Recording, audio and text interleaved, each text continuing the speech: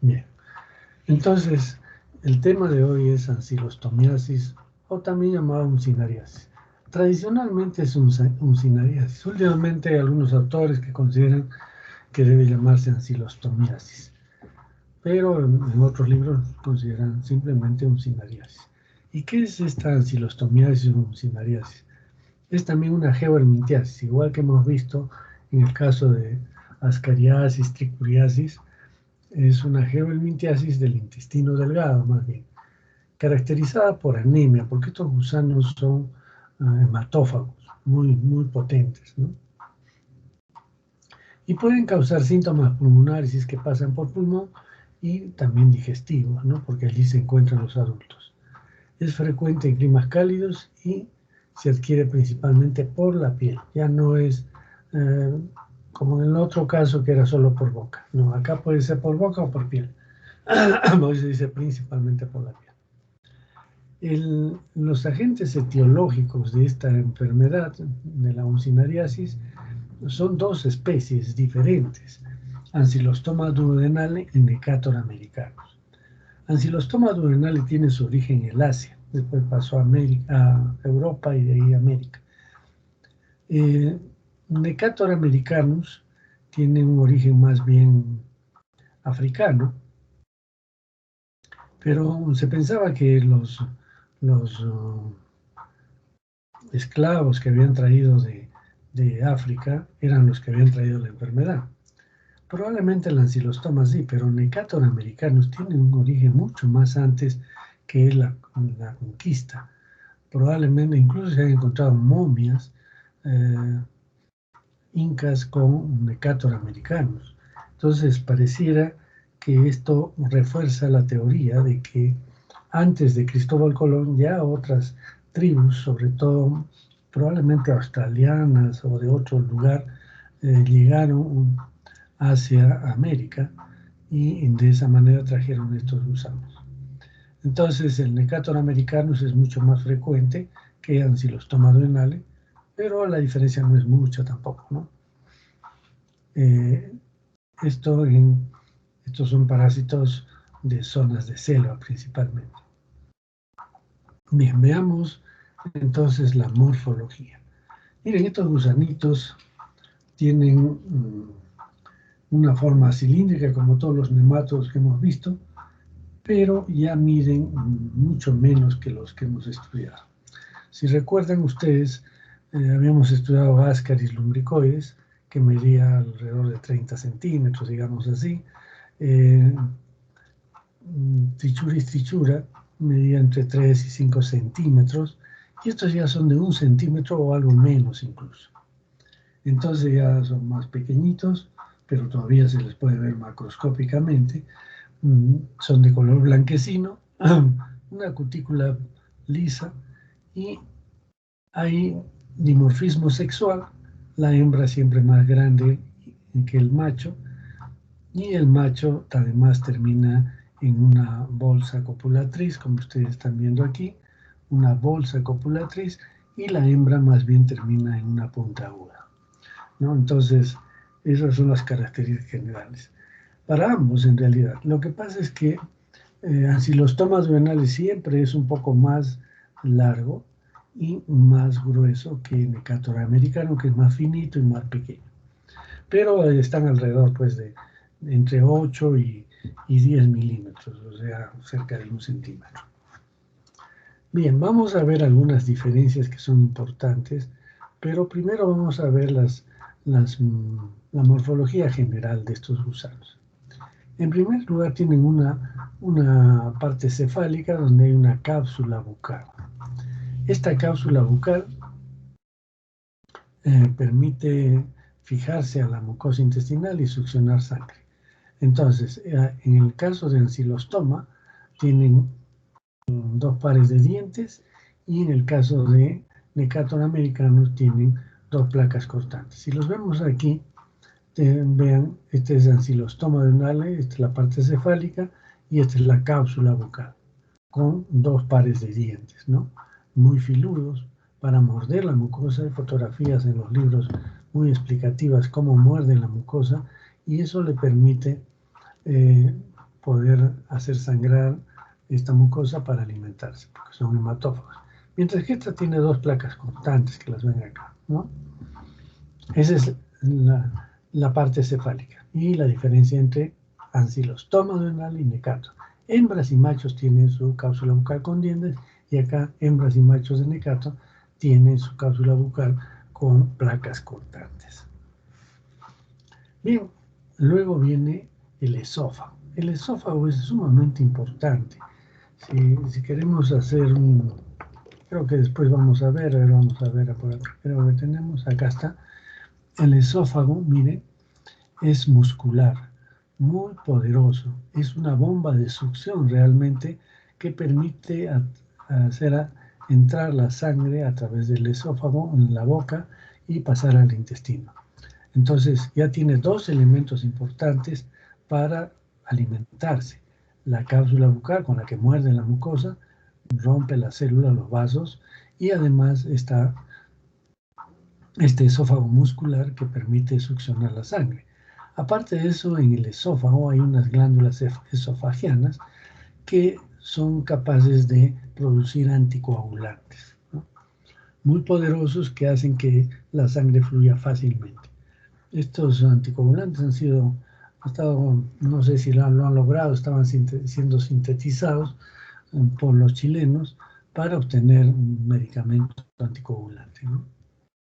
Bien, esto entonces es lo que estamos viendo. Entonces ya tenemos la parte cefálica, el esófago, y luego viene el intestino que termina en la región anal.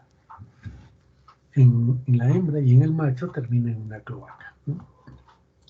Otra característica importante es la presencia del aparato reproductor. El aparato reproductor en la hembra comprende la vagina, o primero la vulva y después la vagina, que está pues en el tercio distal en el caso de ancilostoma y en el tercio medio en el caso de Necator americanus. Entonces, esto es importante porque a veces se les ve copulando y forman pues una especie de Y, ¿no? Cuando se juntan la hembra y el macho. Pero recuerden, siempre en ancilostoma un poco más distal y en Necator más central la vulva. Luego viene la vagina, un solo útero, solo tiene un juego de útero, y pues tenemos el oviducto y el ovario. Esa es la hembra, entonces queda distante la vulva de la región anal. En el caso de el Necator americanus, también es similar, sino que solamente, como hemos dicho, la vulva está un poco más acá. Y el macho tiene el testículo,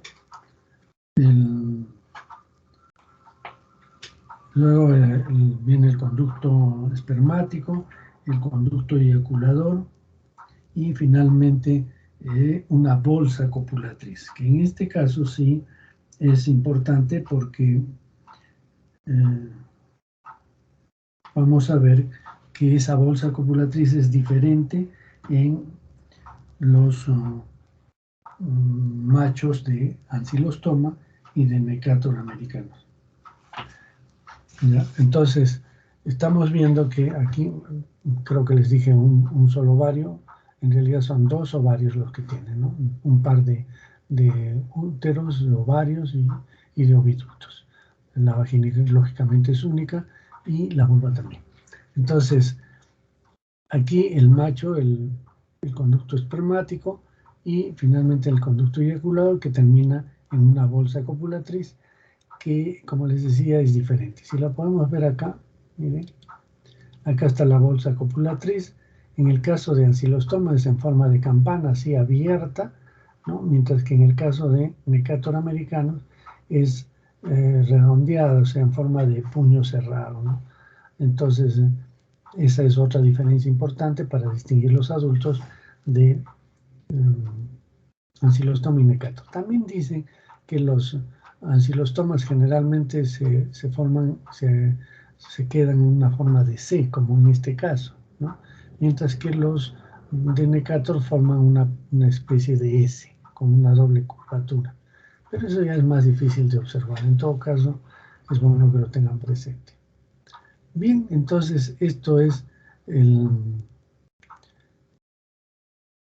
digamos, la morfología de estos gusanos.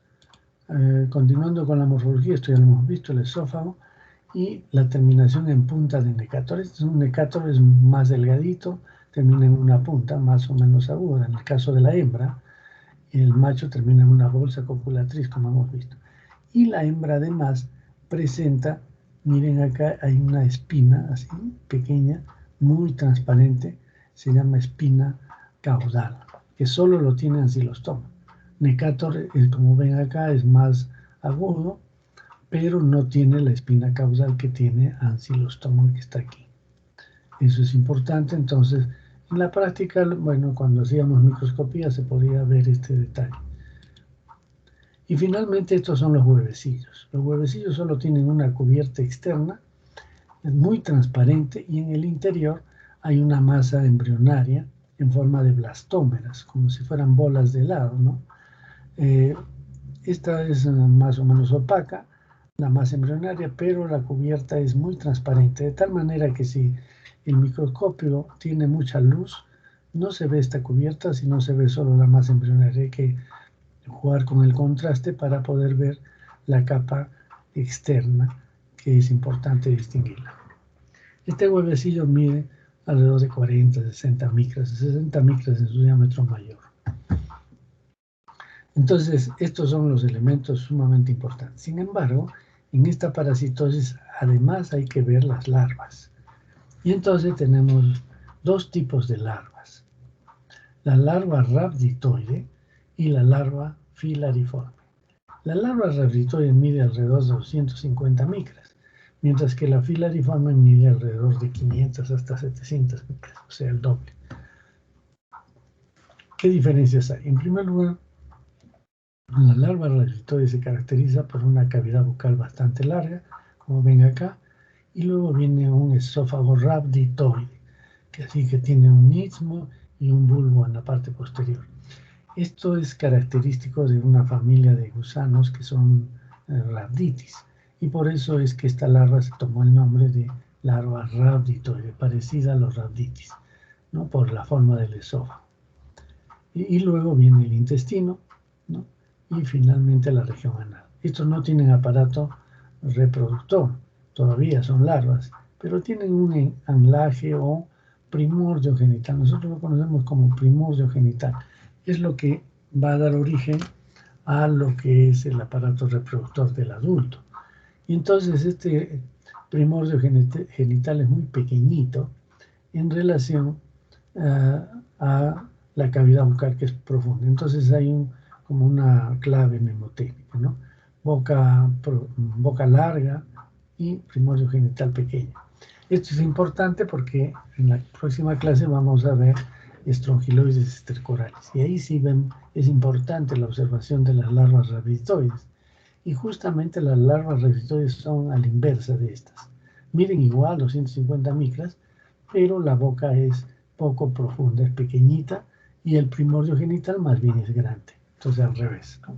Entonces recuerden aquí la boca larga, grande, y el primordio genital muy pequeño. Mientras que la larva filariforme tiene otras características. Por ejemplo, el esófago es largo, viene el intestino, no se ve ya el primordio genital. Sin embargo, lo que sí llama la atención es que tienen una vaina que les cubre totalmente, una envoltura que las cubre totalmente e incluso les impide la alimentación. O sea, una larva que es filariforme puede vivir hasta unos 40 días, 50 días utilizando sus reservas, pero si ya no infecta, ahí queda y muere porque ya no tiene cómo alimentarse por la vaina que se ve muy claramente, ¿no? Y otra cosa importante es que termina en punta. Esto también es importante para distinguir de las larvas filariformes de estrongiloides estercorales que no terminan en punta. y además no tienen la vaina como la que tiene acá, una vaina muy evidente, muy fácil de observar. Entonces, eso es lo interesante de, de estas dos larvitas, una de 250 micras y otra de 500 hasta 700 micras. Entonces ya con esto completamos toda la morfología de estos dos gusanos. Quizás decirles que en las larvas rhabditoides y en los huevos no hay diferencia para Ancylostoma duodenal y Necator americanus. Algunos pensaron que coloreando iban a dar alguna diferencia, otros dicen que la Ancylostoma tiene más blastómeras que Necator, pero finalmente nadie ha podido demostrar fehacientemente que exista una diferencia morfológica clara entre los huevos de Ancylostoma y Necator y tampoco entre las larvas rhabditoides. Sin embargo, en las larvas filariformes sí encontramos una diferencia que son de especialistas, no tiene sentido que ustedes lo aprendan. Nosotros publicamos un trabajo muy interesante para distinguir qué especies había en la zona de selva donde hemos estado estudiando y encontramos siempre Necator americanus un poco más que Ancylostoma. ¿Por qué? Porque hay que hacer unas mediciones del tamaño del esófago, hay que ver la distancia que hay entre donde termina la larva y termina la vaina, porque la vaina es un poco más larga que la larva en sí. Entonces esa medición se ve, también se ven unas estrías en el caso de Necator que no lo tiene Ancylostoma. Esto no es necesario que ustedes lo aprendan, simplemente saber que las larvas filariformes sí se pueden distinguir si son de Ancylostoma o Necator americanus.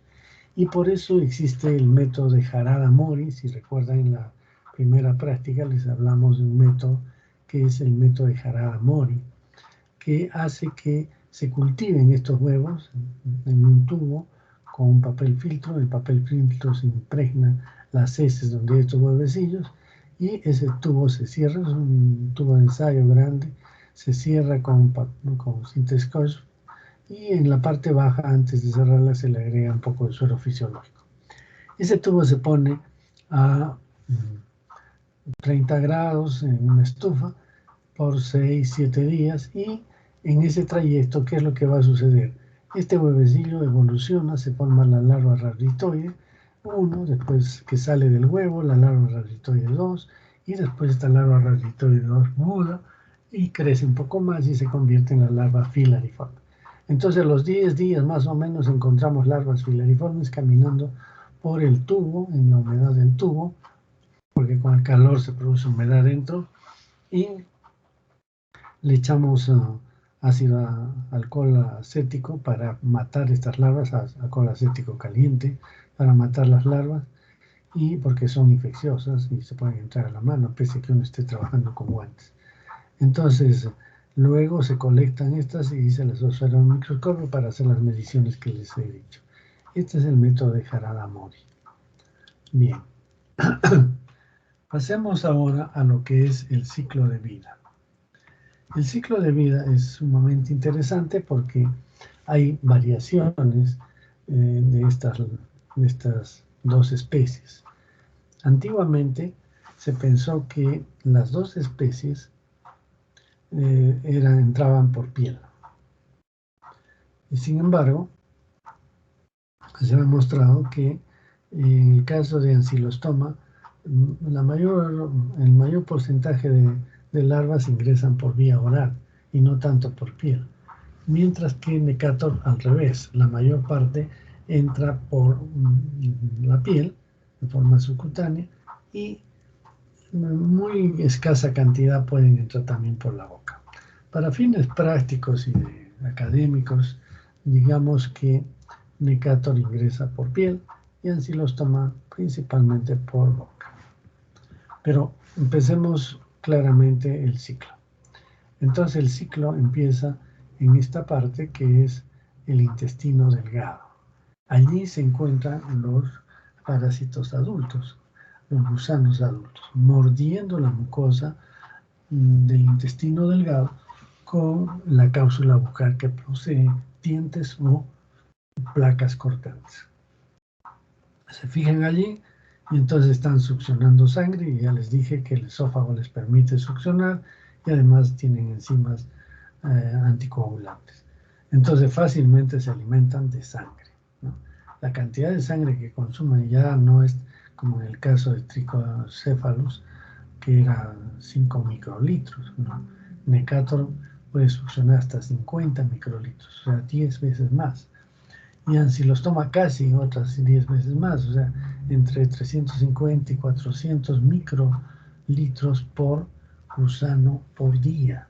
Entonces la consumen pues buena cantidad de sangre.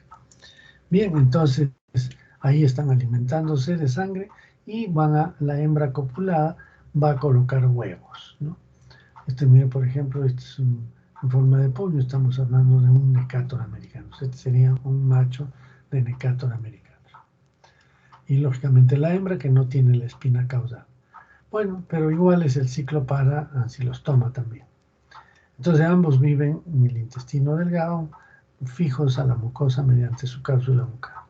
Luego van a eliminar estos huevos, ¿no? Huevos inmaduros con una masa embrionaria en forma de blastómeros.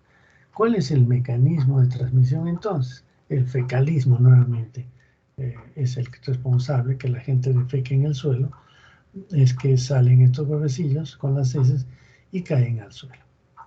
¿Qué características tiene el suelo? Muy parecidas a las de Ascariasis, en el caso de Ascaris lumbricoides o en el caso de Trichuris trichura. Sin embargo, hay una diferencia, y es en el suelo. Habíamos dicho qué tipo de suelo necesitaba Ascaris y tricocéfalos. A ver quién me contesta, ¿se acuerdan qué tipo de suelo? Arcilloso, Húmedo, húmedo, ya, entonces cálido. hay humedad, temperatura, sombra y suelo arcilloso. Aquí hay las tres primeras, sea humedad, temperatura, sombra, como requerimiento. Sin embargo, el suelo ya no debe ser completamente arcilloso, debe ser más bien arenoso. Puede tener arcilla, pero tiene que tener arena. ¿Por qué? Porque en el suelo se van a desarrollar estas larvas, y entonces tienen que movilizarse. Y ustedes entenderán, movilizarse en un sustrato pegajoso como es la arcilla, hace muy dificultosa la movilización. Y ellos tienen que movilizarse ágilmente para poder infectar a una persona. Entonces necesitan de un suelo arenoso. Además, necesita alimentarse en el medio ambiente, porque las larvas, como son las que van a infectar, se han desarrollado en el suelo, y por lo tanto requieren de alimento para poder crecer. ¿Y de qué se alimentan? De restos orgánicos, ¿no? De las propias heces puede ser, pero hay restos orgánicos. Entonces estos restos orgánicos pueden ser de plantas, de animales o de heces, etc. Sirven de alimento para estas larvas. Y entonces el suelo es arenoso con restos orgánicos que le permite alimentarse al gusano. Bien, a estas larvitas. Entonces, ¿en qué consiste el desarrollo de estos huevecillos? El desarrollo consiste en que una vez que son eliminados por fecalismo, tienen que desarrollar esta masa embrionaria, se va organizando para finalmente formar una larva 1. Esta larva 1 sale al medio ambiente y se va a convertir en una larva 2 rhabditoide.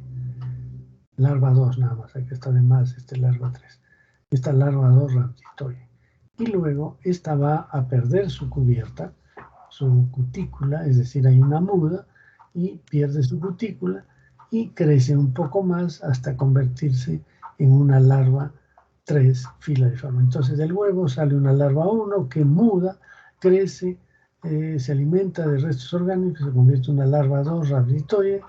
O sea, hay una larva 1 rhabditoide que se convierte en una larva 2 rhabditoide, y finalmente una larva 3 filariforme. Esta larva 3 filariforme es la que ya tiene una vaina que no le permite alimentarse, por lo tanto tiene que infectar a una persona. ¿Y entonces cómo infecta? Estas larvas tienen un termotropismo, sienten el calor. Por ejemplo, si una persona se queda parada, sin zapatos por supuesto, en el suelo, las larvitas rápidamente se desplazan a ese sitio y avanzan y penetran por la piel de la persona, ¿no? Pero puede ser por cualquier parte, ¿no? Si uno pone la mano, si uno coge la tierra con barro, con arena, a veces los buscadores de oro hacen esto, y entonces están trabajando en la tierra, y esto hace que las larvitas se pueden introducir por la mano. Y si alguien se sienta, lógicamente, sin ropa en estos, o pone sus miembros inferiores, también pueden ingresar por cualquier sitio en realidad. Entonces, estas larvas penetran por la piel. Entonces, el estadio infeccioso vendría a ser la larva 3, hilariforme. ¿Y cuál es el mecanismo de infección? Ahí se cambia. En el caso del necator, que fundamentalmente ingresa por piel, entonces el mecanismo de infección es el caminar descalzo o estar en contacto con el suelo directamente con la piel. Mientras que ancilostoma puede hacer esto, pero también con mayor frecuencia ingresan estas larvitas a través del agua o de las verduras o frutas mal lavadas. ¿Listo? Entonces, lógicamente habrá un destino diferente para cada una de las formas, ¿no es cierto? Porque si entran por la piel, ya no va a ir al hígado, va a tener que migrar a través de las, digamos, de repente si es en los pies, las venas pedias, la safena, las venas femorales, o finalmente la vena cava inferior, y de ahí se irá hacia el corazón derecho, aurícula, ventrículo y después al pulmón. Entonces, esto es importante tenerlo presente, por ejemplo, en el caso de, digamos, de Necator americanus. El Necator americanus va a ir, en el caso de, vamos a poner acá, Necator americanus, entonces ingresa por la piel del pie, por ejemplo, vamos a poner acá una persona, ya está pisando, y ingresa por acá. Entonces asciende, se irá al corazón, y después al pulmón. Entonces en el pulmón, como ustedes ya saben, ¿no?, va a haber la llegada a través de las larvitas, tienen acá un capilar y acá hay un saco alveolar que pasan acá. Las larvitas al saco alveolar y ascienden por los bronquios, tráquea, epiglotis y esófago. Pero ¿cuál es la característica? La que está llegando es una larva filariforme, que es una larva 3. Entonces, en el caso del Necator, va a mudar en el pulmón, deja su cubierta ahí en el pulmón y se convierte en una larva 4. Esta larva 4 es la que va a ir hacia el aparato digestivo. Entonces, estas hacen ciclo de luz también, ¿no es cierto? Hacen el ciclo de luz, o de los, como quieran. Algunos pronuncian luz, otros los, y ya está. Entonces, hace ciclo de luz y deja una cubierta, por lo tanto va a haber toda una serie de daño destructivo, inflamatorio y además inmunológico por las cubiertas de las larvas y por las larvas mismas que están migrando. En el caso de ancilostoma, ingresa directamente por la boca y va a llegar al intestino. Y entonces, si ancilostoma duodenale, llegará, digamos, este es el intestino delgado, ¿no? Entonces llega la larva 3, pero esta larva 3 tiene que meterse a la mucosa o a la submucosa para convertirse, primero para dejar su vaina. Y olvidé decirles eso. Como tienen una vaina, no pueden avanzar con la vaina, solo tiene que ir la larva. Y entonces acá cuando ingresa por el pie, ¿no?, o por cualquier parte de la piel, ahí se queda la vaina en la piel, que es un cuerpo extraño que desencadena naturalmente también un daño inmunoalérgico e inflamatorio. Aparte del destructivo que ya utilizó la larvita para penetrar y enzimas y penetró la piel. Pero en el caso de ancilostoma, que ingresa por la vía oral, tiene que dejar esta vaina en la mucosa del intestino. Acá se queda la vainita y entonces va a permanecer por un tiempo aquí. Algunos dicen que es pocas horas o días, pero algunos dicen que en algunos casos se pueden quedar varios meses incluso ahí la larva 3, ¿no? Y luego sale nuevamente la larva 3 hacia la luz y se convierte en larva 4. Entonces la larva 4, entonces acá hay una muda y hace en el intestino, eso no crea mayor problema, es la larva 4. Y después la larva 5, que ya son los juveniles, y finalmente se convierten en hembras y machitos en el intestino.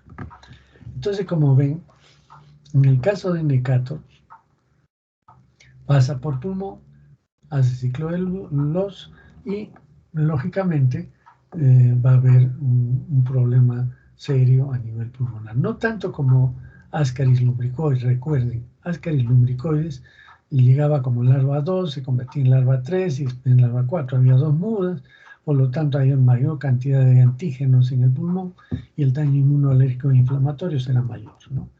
En este caso no tanto. Sin embargo, si entra por la vía oral, como en el caso de ancilostoma duodenale, va a desarrollar de larva 3 a larva 4 en el intestino, ¿no?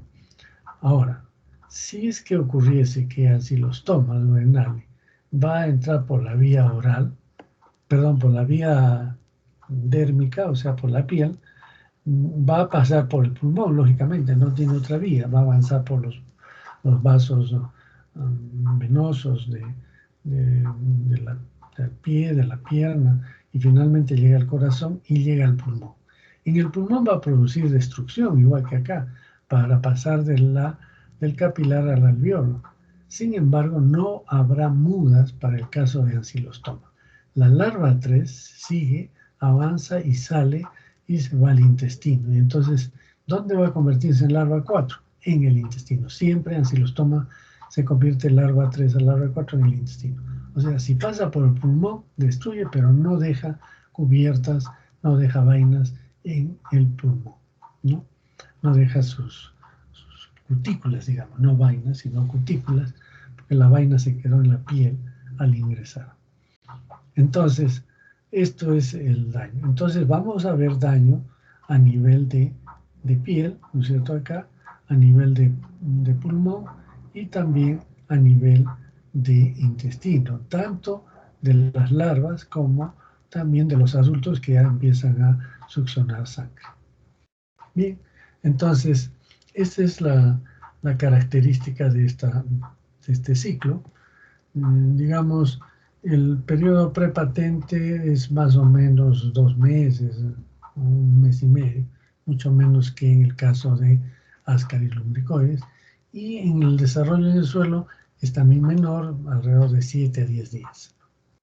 No 2 semanas como en el caso de Ascaris o Trichocephalo. Bien, entonces este es el ciclo de esta parasitosis.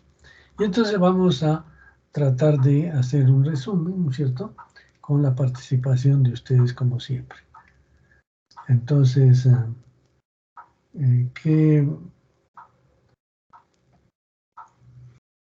la localización. ¿Cuál es la localización? ¿Recuerdan? Intestino delgado. Intestino delgado. ¿No? Fijos mediante su cápsula bucal. Recuerden eso, es importante, ¿no es cierto? Luego vamos a ver que el estadio de salida. ¿Cuál es el estadio de salida? A ver, ¿qué dicen? ¿Estadio de salida? Larva 2. No. Huevos y maduro. Huevos inmaduros con su masa embrionaria, nada más. Mecanismo de transmisión. Fecalismo. Fecalización. Desarrollo en el suelo, sí. Recuerden que el suelo tiene que ser arenoso con restos orgánicos. 7 días, 7 a 10 días. El estadio infeccioso. ¿Cuál es el estadio infeccioso? Larva 3. Larva 3 filariforme. Larva 3 filariforme, así se llama, ¿no? La larva 3 filariforme. Entonces acá ya no es el estadio infeccioso un huevo, como los que hemos visto. Es una larva 3 filariforme. Y luego el mecanismo de infección es caminar descalzo, ¿no es cierto? O también a través del agua, las verduras. Depende si es ancilostoma o Necator. Y hace ciclo de luz. ¿Quién hace el ciclo de los? el que entra por la piel. Puede ser ancilostoma o necato, pero fundamentalmente es necato americano. Y en caso de la entrada de ancilostoma por la piel, va a hacer que no va a haber cambios, no va a haber mudas en el pulmón. Simplemente la larva pasa y ahí queda, ¿no? Bien, entonces, como ven, este es el ciclo. Es un ciclo un poquito más complejo. Después vamos a ver el día de mañana. El de Strongyloides es más complejo todavía su ciclo. Ya vamos a ver por qué. Bien, entonces avanzamos con esto. La patogénesis. Entonces, ¿qué es lo que causa, qué daño causa este gusano? Entonces, este gusano va a causar daño a nivel de piel e intestino. Y este daño a nivel de piel lo causan las larvas, pero a nivel intestinal causan daño las larvas y los adultos, ¿no? Entonces, veamos qué daño causan las larvas, tanto a nivel de piel como intestino. Destructivo, inmunoalérgico por la presencia de estos cuerpos extraños en los tejidos e inflamatorio. O sea, lógicamente, si hay destrucción, hay un daño inmunológico, hay llegada de células, etc. Y hay un daño inflamatorio. ¿Y el mecanismo de daño cuál es? El tamaño. Estas larvitas son de 500 a 700 micras, tienen una forma de aguja que se mueve, tienen mucha movilidad, se meten, tienen enzimas líticas que destruyen los tejidos para poder avanzar, y también depende mucho el daño del número de larvas, ¿no? Entre más larvas, mayor daño. Entonces, eso es lo que vemos en estas larvas. Los adultos lo que hacen es un daño expoliatriz. Fundamentalmente es expoliatriz. Succionan gran cantidad de sangre. Y hemos dicho, Necator americano succiona alrededor de 50 microlitros y Ancylostoma duodenale alrededor de 400 microlitros por gusano y por día. 400 microlitros casi es medio mililitro. Imagínense, 10 gusanos ya hacen 5 mililitros, 100 gusanos, 50 mililitros. 50 mililitros ya es importante, ¿no? 50 mililitros, imagínense la cantidad de sangre que pueden consumir en un día 100 gusanos. Y fácilmente se encuentran estas infecciones, ¿no? Y entonces, ¿de qué depende este daño expoliatriz? De la alimentación, lógicamente, de los gusanos. Son hematófagos. El número de gusanos, mayor número de gusanos, mayor sustracción de sangre. El esófago muscular, como hemos dicho, y enzimas de tipo anticoagulante. Entonces, como están viendo, tenemos pues todos los elementos para que se produzca un daño importante, tanto a nivel de piel como también intestino. A nivel de piel, generalmente hay un daño inflamatorio inmunológico que produce intenso prurito, y entonces a veces este intenso prurito hace que la persona se rasque y aumente todavía más el daño inflamatorio, ¿no? Y a veces puede producir infección secundaria con bacterias que están en las uñas, por ejemplo. Ya vamos a ver después en la clínica esta manifestación. Luego, a nivel pulmonar, para Necator americanos hay pasaje de larva 3 a larva 4.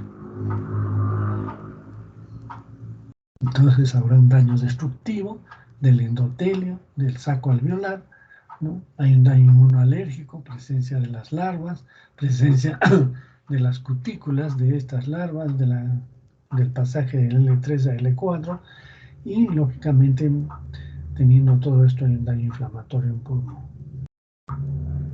Este daño depende del tamaño de las larvas, de la forma, ya hemos mencionado la forma, la movilidad, enzimas, en este caso enzimas proteolíticas, de los antígenos parasitarios para el daño inmunológico y de la reacción del hospedero frente al daño inflamatorio.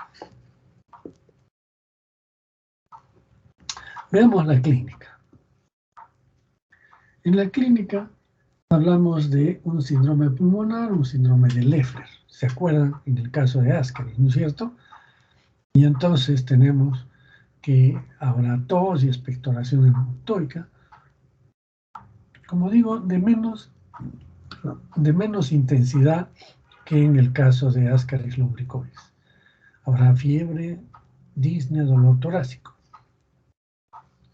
Si pedimos un hemograma, habrá eosinofilia moderada, y si tomamos una radiografía, habrá focos de condensación cambiantes. ¿Se acuerdan? Ya les expliqué para el caso de Ascaris lumbricoides. Entonces, esto es típico, y si hacemos el examen físico que encontramos, a ver si recuerdan, esto es parte de semiología, que encontramos en el examen físico, a ver, a la percusión que encontramos.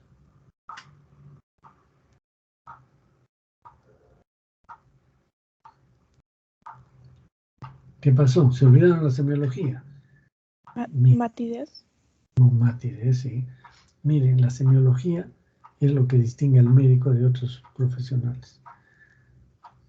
Todos pueden estudiar terapéutica, pueden estudiar lo que sea, pero la semiología la tiene que saber el médico. Tiene que saber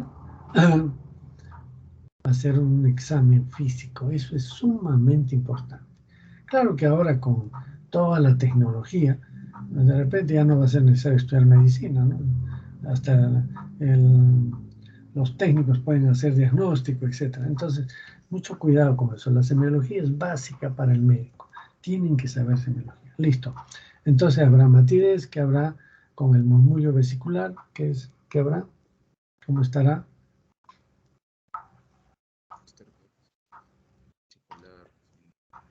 ¿Cómo? ¿Estará disminuido o aumentado? Disminuido. Disminuido, muy bien.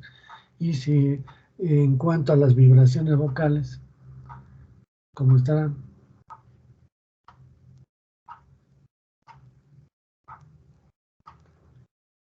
Recuerden, las vibraciones vocales se transmiten mejor en el aire, ¿no? Que como hay una matidez, lógicamente van a estar disminuidas, y también habrá pues a la auscultación una disminución del murmullo vesicular, un aumento de las vibraciones vocales, y puede haber incluso soplos tubáricos, ¿no? Entonces eso es el síndrome pulmonar, síndrome de Leber. Recuerden entonces que esto se puede ver, pero con menor intensidad que Ascaris lumbricoides. El síndrome digestivo, en este caso sí es más importante, ¿no? Recuerden el síndrome digestivo, que tiene dolor abdominal y diarrea. Acá hay mucha irritación del intestino, entonces puede haber incluso diarrea y hay dolor abdominal. Además, los adultos están mordiendo la mucosa, pues que puede causar un pequeño sangrado, es decir, puede haber deposiciones, no con sangre, pero si le hacemos un examen de sangre oculta en heces, entonces podemos encontrar positivo, ¿no? Además, hay un síndrome general, hay dermatitis en las zonas por donde han ingresado las larvas. Como dije, la dermatitis puede ser importante en algunos casos, sobre todo si el paciente se rasca y se puede infectar. Además, hay anemia. La anemia, recuerden, palidez de piel y mucosas, taquicardia, tendencia al sueño, cansancio fácil, etc. Pero en estos pacientes, igual que en el caso de tricocéfalos, que también consume sangre, se suele ver en estos pacientes lo que se llama la pica o la geofagia, ¿no? Esta pica o geofagia es que, sobre todo los niños, comienzan a comer tierra. Entonces uno dice, ¿pero por qué comen tierra? Pareciera que es un mecanismo de defensa para buscar algunos minerales en la tierra. Por ejemplo, en la enfermedad de Addison, ¿han escuchado de esta enfermedad? ¿En qué consiste, sabe? La enfermedad de Addison. ¿Alguien ha leído sobre esto?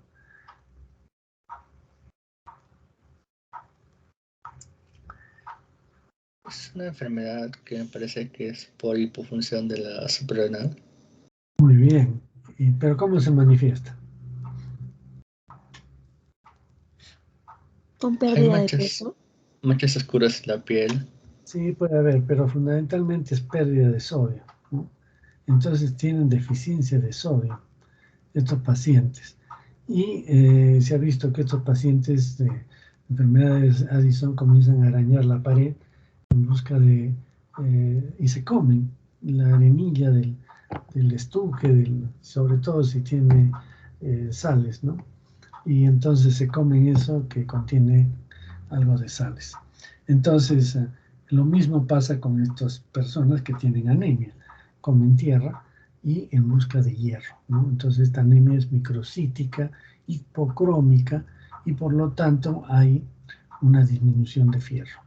Y esta pica o geofagia desaparece automáticamente cuando se le da sulfato ferroso. Así es, por arte de magia, le dan sulfato ferroso y se acabó toda esta pica o geofagia.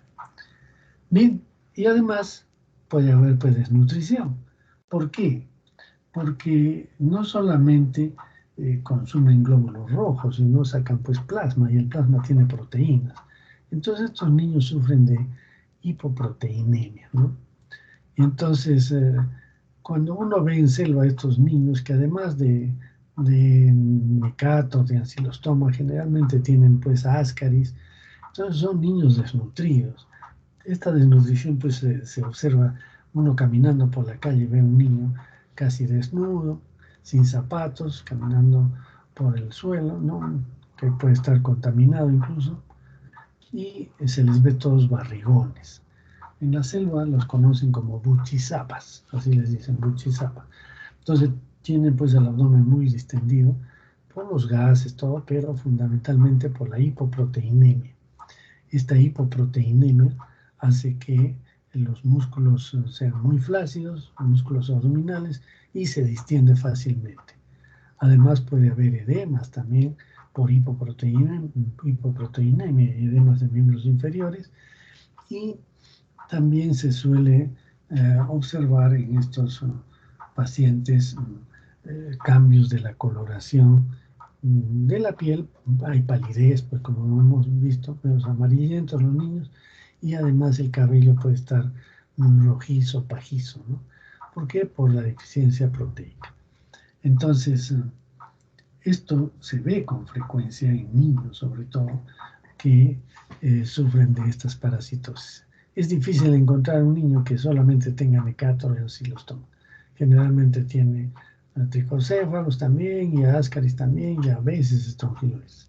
Entonces, esto hace porque estos niños sufran de desnutrición, aparte de que la cantidad de alimento que consumen es muy baja, ¿no? Bien, veamos ahora qué complicaciones puede haber en esta parasitosis. Como ven, en cada parasitosis hay complicaciones. Acá puede haber una piodermitis. Pio significa, viene de piógeno, de gérmenes que producen pus. Entonces puede entrarse el estafilococo o el estreptococo. Y si es el estreptococo beta hemolítico, puede producir una glomerulonefritis post-estreptocócica, ¿no? Esto se ve con frecuencia. Es un paciente que tiene una infección de la piel, una piodermitis, de repente viene con problemas renales, ¿no? Algo de insuficiencia renal. ¿Y qué es lo que está haciendo? Una glomerulonefritis post-estreptocócica. Es una reacción autoinmune que es importante pues, tenerla presente siempre en estos pacientes. Y ahora el diagnóstico. Entonces, en el diagnóstico utilizamos la sospecha clínica. Es un paciente que tiene pues diarrea, que está desnutrido, que tiene anemia fundamentalmente. Miren, esto es sumamente importante porque la anemia es importantísima. Yo tuve un paciente que vino con 3 gramos de hemoglobina, ¿no? Entonces, imagínense, por ejemplo, ¿cuánto será la hemoglobina normal en una persona? A ver, ¿qué me dice? Hemoglobina normal. 13, doctor. Resto. 14. No, para una mujer, ¿no? Para un hombre está por encima de 15, ¿no?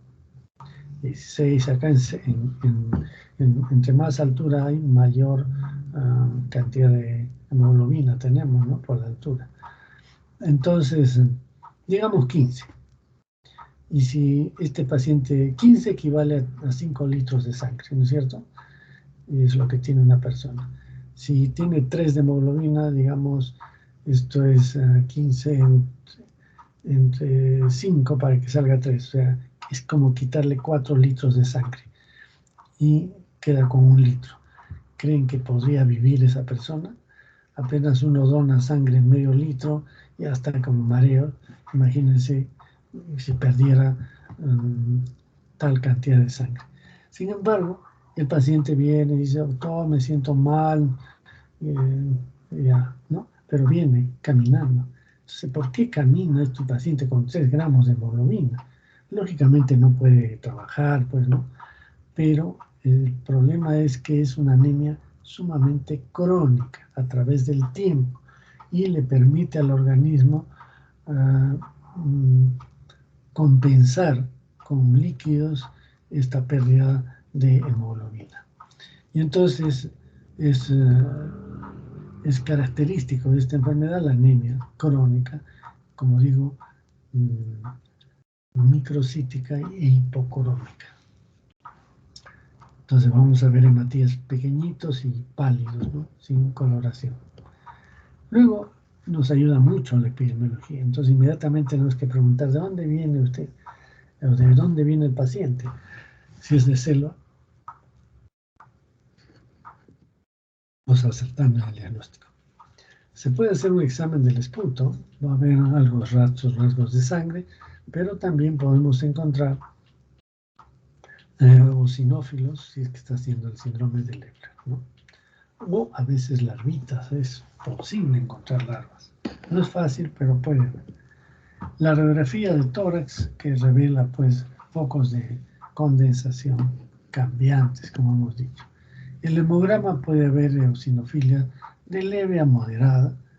Si está haciendo un síndrome de Leffler, aumenta más los eosinófilos.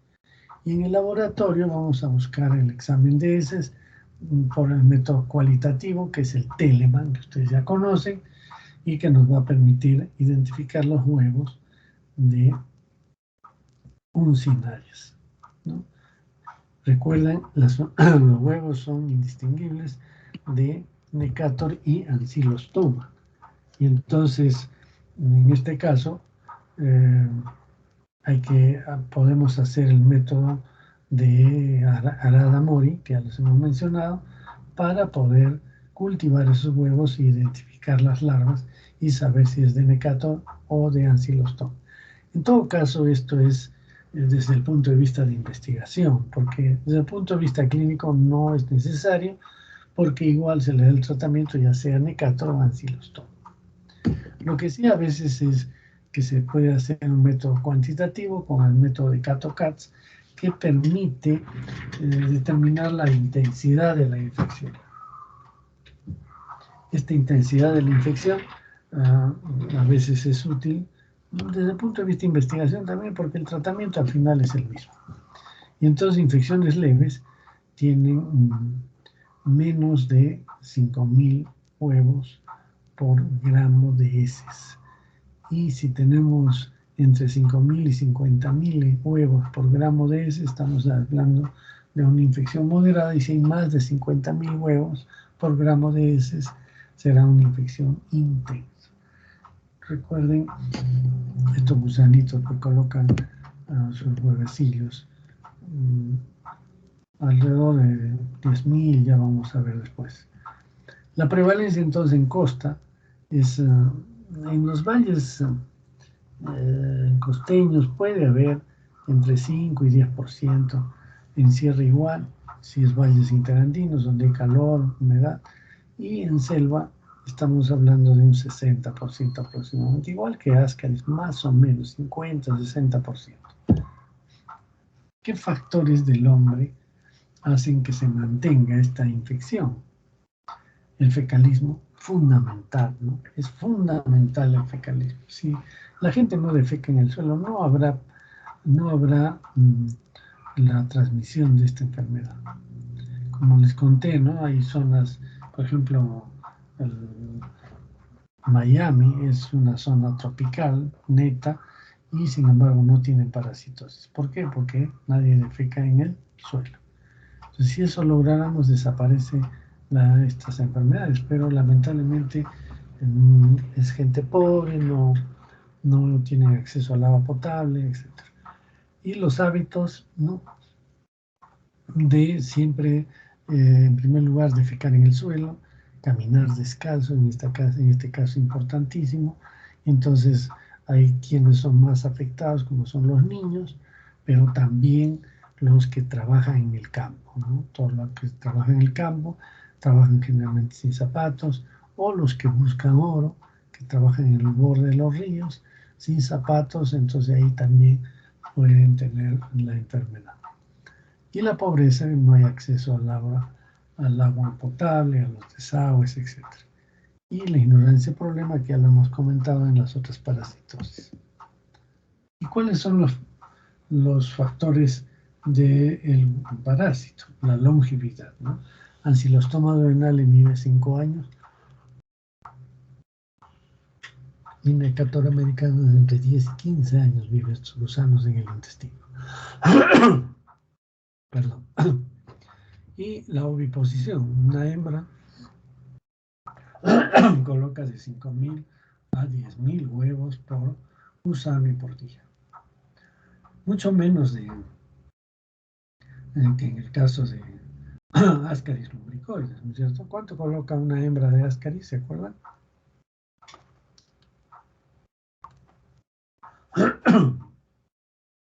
¿De acuerdo? 50.000. No, 200.000.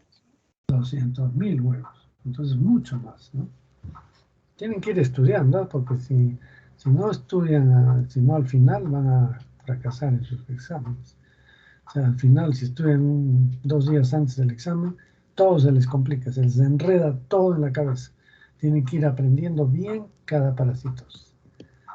Bien, en la profilaxis, recuerden, el caminar descalzo es un problema, entonces hay que siempre usar zapatos, ¿no?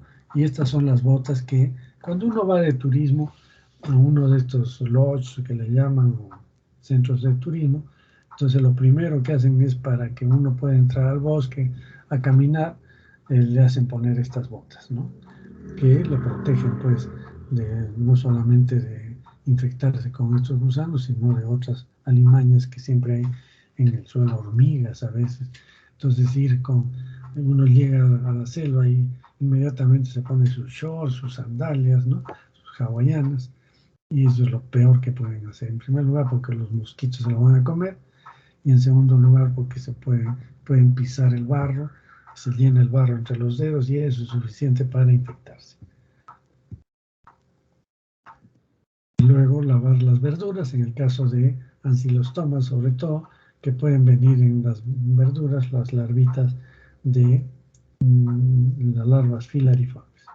Consumir agua hervida también es importante, ya hemos mencionado, y lavarse las manos. Entonces, vean, estas medidas las venimos repitiendo en cada parasitosis. El lavado de manos es, pues, nuestro punto importante en la profilaxis, ¿no? Ahora, con esto primero con lo del cólera, el cólera ya hizo que la gente empiece a lavarse las manos frecuentemente, pero después ahora con este virus también la gente ha aprendido a lavarse la mano permanentemente. Eso es bueno. Y en cuanto al control, otra vez el fecalismo, ¿no? ¿Qué hacer con el fecalismo? ¿Cómo hacer para que la gente no defeque en el suelo? Hay que construirles letrinas, pero en selva, como les he dicho, es difícil, ¿eh? Los niveles de agua van subiendo, bajando, de repente la letrina está llena, inundada de agua. Y bueno, de todas maneras es útil en lugares adecuados, hay que colocarlo. Y la educación es fundamental también, ¿no? Y el mejoramiento de la economía, pues lógicamente que mejora estas condiciones. Realmente el tratamiento individual y también colectivo, que es el tratamiento masivo, ¿no? Les conté cómo se inicia el tratamiento masivo, ¿no es cierto? En Ascaris, ¿sí o no? Lo que hicieron los japoneses. ¿Sí? Sí, creo que les dije. No, doctor, no nos lo contó. ¿No les conté? ¿Cómo? Creo que no, doctor. Bueno, entonces les repito. Los japoneses, después de la Segunda Guerra Mundial, tuvieron pues problemas con su desarrollo, ¿no? Entonces, se propusieron recuperar su nivel mundial después de la guerra. ¿Y cuál era el problema fundamental? Que el problema era que para desarrollarse se necesita trabajar. Y la mayor parte de japoneses estaban enfermos con enfermedades parasitarias o infecciosas en general. Ustedes saben, Japón es una zona tropical, ¿no es cierto? Tiene pues un verano muy caluroso, con mucha vegetación, etc. Y entonces la mayor parte de japoneses en esa época estaban parasitados. Entonces las autoridades de salud dijeron, bueno, entonces vamos si queremos trabajar, la gente tiene que estar sana para poder trabajar, si no, no va a poder trabajar. Entonces, ¿cómo hacemos? Son principalmente enfermedades parasitarias las que están dejando anémicos a estas personas y no pueden trabajar. Entonces llamaron a sus asesores, y los asesores les dijeron, lo que tienen que hacer es colocar pues sistemas de desagüe, letrinas, educar a la gente para que no defeque en el suelo. Y entonces preguntaron las autoridades, ¿y cuánto demorará en recuperar la salud de estas personas? Bueno, deben ser entre 5 y 10 años. No, dijeron, no puede ser tanto tiempo, nosotros queremos recuperarnos ya. Entonces, después de muchas conversaciones, estudios, les encargaron a los farmacéuticos que produzcan un medicamento que sea de amplio espectro, o sea, que mate a muchos gusanos. En segundo lugar, que sea fácil de administrar, nada de inyecciones, una pastillita nada más, a una sola dosis, o 2 dosis suficiente, pero lo ideal era una dosis, que sea la misma dosis para niños, adultos, que no tenga efectos indeseables, y fundamentalmente, como no tenían plata, que sea barato. Y se pusieron a trabajar por la industria farmacéutica japonesa y comenzaron a producir en cantidad los antiparasitarios, ¿no? Y entonces ya no se gastaba en cajitas, sino venían en bolsas de plástico enormes los medicamentos, se fabricaban en serie en mucha cantidad, entonces se abarataron los costos. Y entonces empezó el tratamiento masivo. ¿Cómo es el tratamiento masivo? Que cada 3 meses iba el personal de salud casa por casa de los japoneses. A cada japonesito le hacían abrir la boca, le ponían la pastilla en la boca y le daban un vaso de agua. Nada de que yo me la voy a tomar, yo voy a hacer, no. Obligatorio. Y de ahí, en un año, las parasitosis de un 80-90% se fueron al 10-15%.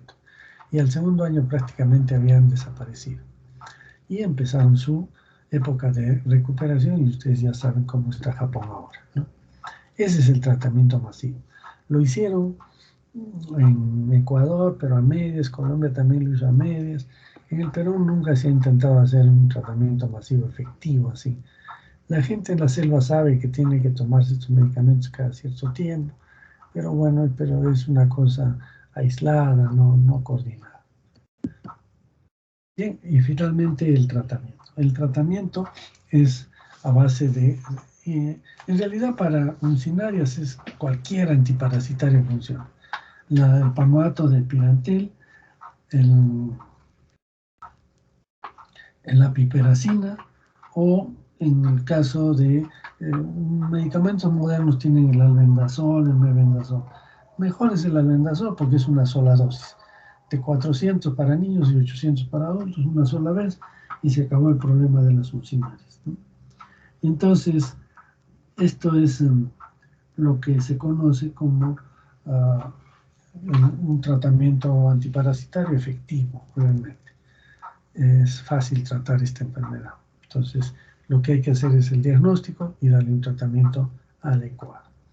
Y aquí aprovecho para decirles, miren, si bien es cierto hay algunos antiparasitarios que funcionan para estos tres, no tanto para el tricocéfalos, que es el mebendazol. Para otros parásitos son diferentes.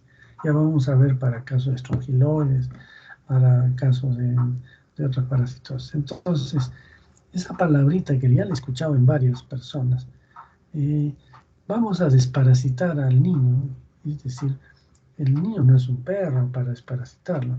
no hay una droga, hay que hacer primero un diagnóstico. Entonces es importante hacer un diagnóstico y de acuerdo a ese diagnóstico se le da el medicamento adecuado. ¿Listo? Bien, vamos ahora a aprovechar estos minutos que nos quedan para hablarles de dos enfermedades que también están en parte relacionadas porque son helmintos. No son geohelmintos, aunque uno sí, el otro no, pero creo que es necesario mencionar. Sin embargo, uno de ellos me parece que sí va a ser tratado como un tema de investigación, pero de todas maneras para los que no lo llevan, no hacen ese tema, es importante que conozcan. Tenemos dos parasitosis que tienen importancia. Una muy relacionada a lo que es la ascariasis, ¿no? Y entonces esa enfermedad se llama toxocariasis. Vamos a ponerla acá. Toxocariasis. La toxocariasis es una enfermedad causada por el Toxocara canis. ¿Quién tendrá esta enfermedad? A ver qué me dice. Si es Toxocara canis.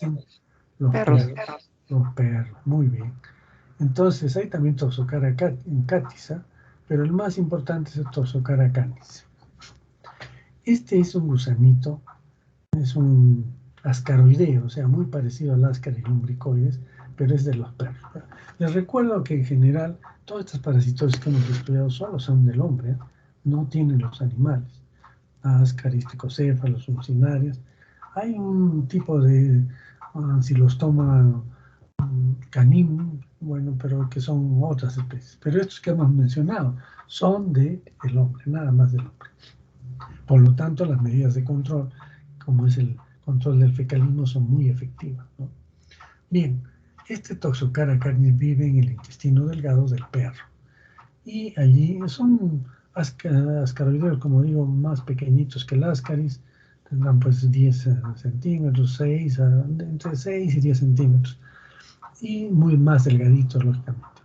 Y parasitan el intestino delgado del perro. Por lo tanto, el perro elimina en sus heces huevos. Estos huevos inmaduros caen al suelo. Y como ahora está de moda la crianza de perros, todos llevan sus perros a los jardines, ¿no? A los parques. Y entonces ahí defecan, dejan los huevos de Ascaris, de Toxocara, perdón, y este desarrolla, igual que en el caso de Ascaris, en 2 semanas, bajo condiciones de suelo húmedo, una temperatura, y logran desarrollar, ¿no? Y si hay sombra, y si es un parque hay mucha sombra, entonces desarrolla muy bien. Entonces ya el estadio infeccioso es el huevo con larva 2, igual que en el caso de Ascaris. Y entonces esto lo ingiere el perro, y el perro se infecta, hace ciclo de luz y finalmente regresan al intestino. Aunque hay transmisión transovárica también, o sea, los cachorritos sobre todo ya nacen infectados, ¿no? Eso es un tema que aumenta la prevalencia de esta enfermedad. Bueno, eso pasa en el perro, pero ¿qué pasa en el hombre? El hombre va a un niño, juega allí, ingiere estos huevos con larva 2 y llega al estómago, eclosiona el huevo y sale esa larva 2. Esta larva 2 debería de ser el ciclo de los, o de los. Entonces, penetra la mucosa, se mete en un vaso sanguíneo y se pierde, porque no es el hospedero de Toxocara. El hombre no es hospedero de Toxocara, entonces el Toxocara se pierde y por vía sanguínea se puede ir al cerebro, se puede ir a los ojos o cualquier otro tejido. Principalmente ojos y cerebro son los que mayor sintomatología dan. Y entonces puede empezar a presentar convulsiones el niño, pero más frecuente es a nivel ocular. Y entonces causa ceguera. Se mete a los ojos, generalmente cerca de la retina, destruye la retina y hay una ceguera de ese ojo, ¿no? Entonces esto es sumamente importante que ustedes sepan, sobre todo los que les gusta criar perritos y hacen defecar en cualquier sitio. Hemos encontrado aquí en Arequipa huevos de Toxocara en los parques, pero también hay en Lima, sobre todo es más frecuente y el clima favorece la el desarrollo de estos huevos, ¿no? Entonces, esa gracia de ir a hacer defecar a los perros al parque, ese es un tema discutible, y en todo caso ya desplazaron estos animales a los niños para que puedan jugar en un parque. Bueno, esas son cuestiones de mucha discusión, pero eso es lo que sucede. Entonces, tos o cara hay que tenerle presente siempre en el diagnóstico, sobre todo cuando hay alteraciones a nivel ocular. Y el otro nemátodo que también cobra importancia, ¿no?, es el Anisakis.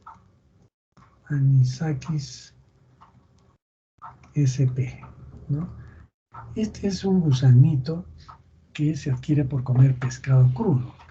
Es muy frecuente en Japón, porque ustedes saben, en Japón comen el sushi y se infecta fácilmente.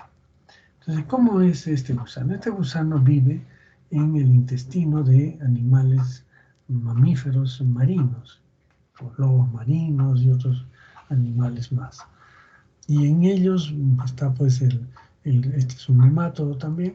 Entonces coloca huevos, salen los huevos con las heces de estos mamíferos marinos y caen al agua. En el agua va a desarrollar el huevecillo hasta tener una larva en su interior. Entonces estos huevecillos son ingeridos por unos crustáceos, pequeños crustáceos, que están en el mar, y en el crustáceo se desarrolla de la larva 2 a la larva 3.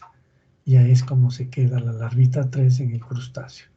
Luego, entonces tenemos un hospedero intermediario que es el crustáceo.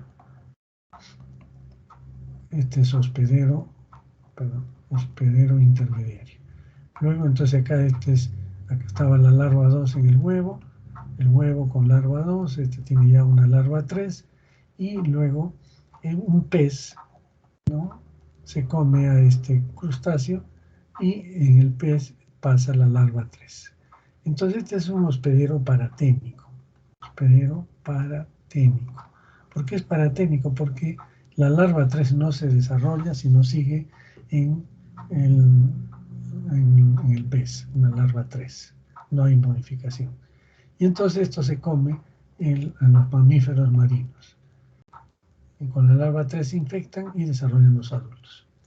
Pero el hombre también va a consumir esta larva 3, comiéndose este pez, ¿no? Y va a hacer que la larva 3 entra al aparato digestivo del hombre, y como no es un hospedero adecuado, comienza a tratar de huir. ¿Y qué es lo que hace?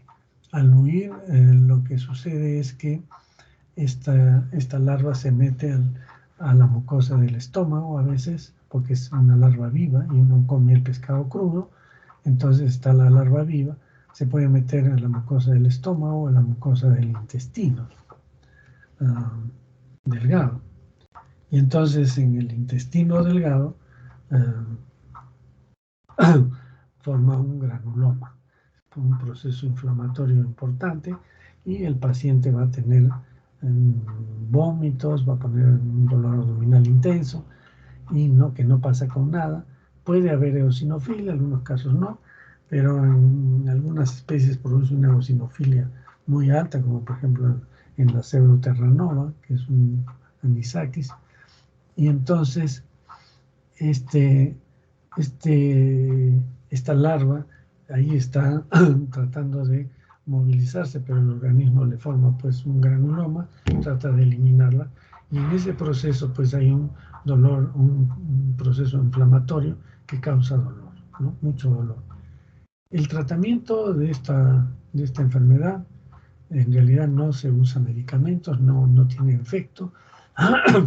La única manera es de extraer la larva.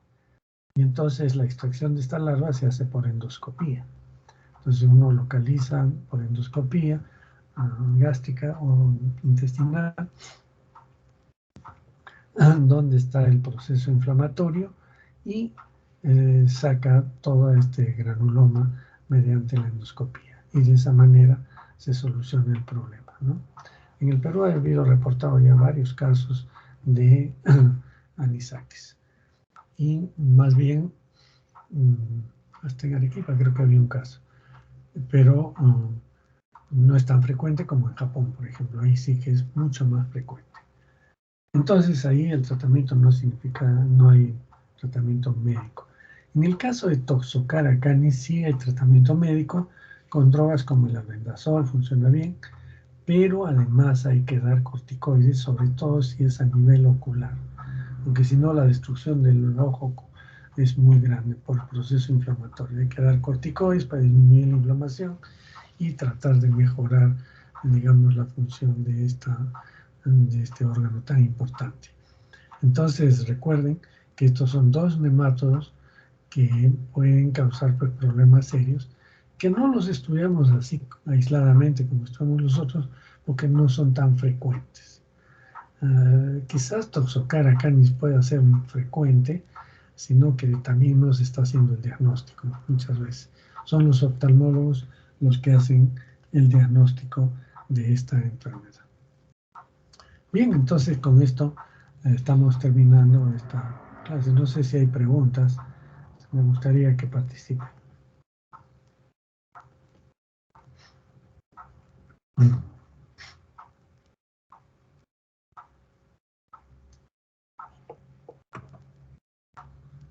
¿Preguntas? ¿Todo claro? Doctor, Sí. sí, ahora se huevo puedo ver, por ejemplo, de un parásito ¿de qué hemos hablado hoy día, no? Por ejemplo, Necator americanos. Sí. No creo que podría pasar, ¿no? A través de mi piel, en ese estado, ¿o sí? ¿Cómo? No te he entendido bien. ¿Me puedes repetir, por favor? No te entendí. Si es ¿Qué que es? agarro un huevo así maduro todavía, Ah, es posible agarrarlo, supongo. no, pues como... Posible, ¿no? o sea, no te vas a infectar si agarras un huevo, porque el estadio infeccioso es la larva filariforme. El huevo tiene una larva Rhabditoide 1 que sale, la larva del huevo. Y entonces, si tú has visto acá el estadio infeccioso, vamos a ver, ¿no? ¿Dónde está el ciclo? Me interesa que esto se haga. Entonces recuerden, miren, el estadio infeccioso es una larva filariforme. El huevo se queda en el suelo, eclosiona en el suelo. Si uno se come estos huevos, ¿no? Puede ser que uno pueda comerse estos huevos. ¿Qué va a pasar? Nada. Se vuelven a eliminar con las heces. No pasa nada si uno se come estos huevos. ¿Por qué? Porque el estadio infeccioso recién es la larva 3 filariforme. ¿Está claro? ¿Contesto tu pregunta o queda de eso? Sí, doctora, gracias. Tenía esa duda un poco desde antes. Bueno. Entonces, cuando uno ingiere huevos de Ascaris, por ejemplo, puede ingerir huevos de Ascaris, pero tienen que tener la larva 2. Si uno consume huevos de Ascaris inmaduros, tampoco pasa nada. Por eso es importante que ustedes reconozcan cuál es el estadio infeccioso, ¿no? Resulta que hubo una anécdota, ¿no? Muy triste realmente, de unos franceses que estaban estudiando medicina tropical. Y entonces estaba trabajando ahí con huevecillos y los huevos que a veces uno tiene en el laboratorio ya tienen larvas, ¿ah? Nosotros hemos traído larvas o huevos, o mejor dicho, muestras de heces de Puerto Maldonado para procesarlas aquí. Y cuando hemos visto, ya los huevos estaban con una larva 3. Quiere decir que las heces mismas y como el calor de allá venían en un frasco, permitió el desarrollo de los huevecillos. Y como los examinamos después de 2 semanas, ya tenían una larva en su interior. Y entonces, estos franceses estaban muy juguetones y entonces dijeron, ¿qué tal si le ponemos huevos de Ascaris en el sándwich de uno de sus amigos que lo andaban molestando? Y efectivamente le pusieron huevos larvados, o con larvados, y le mezclaron en su sándwich. Y entonces este se comió. Y bueno, empezaron las vacaciones, se fueron todos, una broma que les pareció intrascendente. De pronto el paciente comienza a presentar un síndrome pulmonar severo, severísimo, ¿no? Y entonces, ¿qué se llama? No sabían qué tenía, estaba en París y los médicos no sabían, tenían las radiografías, pensaban una neumonía, esto. Y después se enteraron sus amigos que estaba hospitalizado y fueron y confesaron porque le habían puesto en el alimento los huevos, ¿no?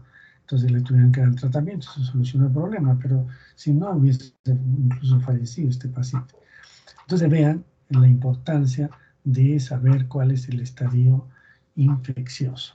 Ahora, este síndrome de Leffler, que es tan interesante, no se presenta igual en todas las personas.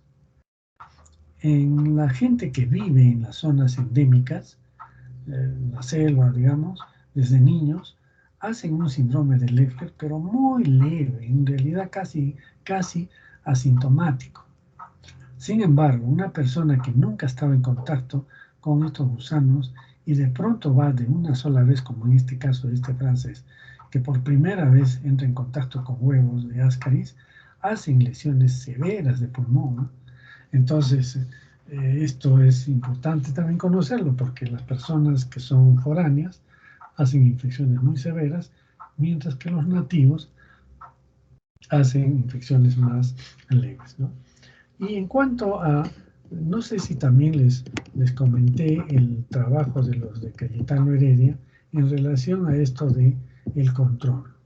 Les conté cómo encontraron una comunidad nativa, no, un estudio, creo que les dije, no, otra sección les comenté,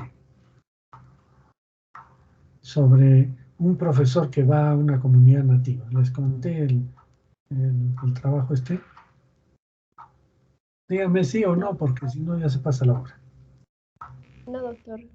Ya, entonces, los de Cayetano Heredia hicieron un trabajo de investigación hace muchos años en una comunidad nativa que no tenía mucho contacto con el occidente. Y entonces encontraron que la prevalencia de estos gusanos era muy baja realmente en comparación de otros sitios de selva. Entonces dijeron, si están en selva deben tener prevalencias pues, muy altas. Y sin embargo, no, era muy poco lo que tenían. Entonces ya nos reportaron este estudio, pero ¿qué es lo que pasó? Al cabo de varios años realmente, después de 20 años más o menos, alguien leyó el artículo y dijo, ¿qué tal si vamos a estudiar nuevamente esta misma comunidad? Y efectivamente fueron y estudiaron a esa misma comunidad. Y encontraron que la prevalencia de estos parásitos era igual que cualquier otro sitio, muy altas.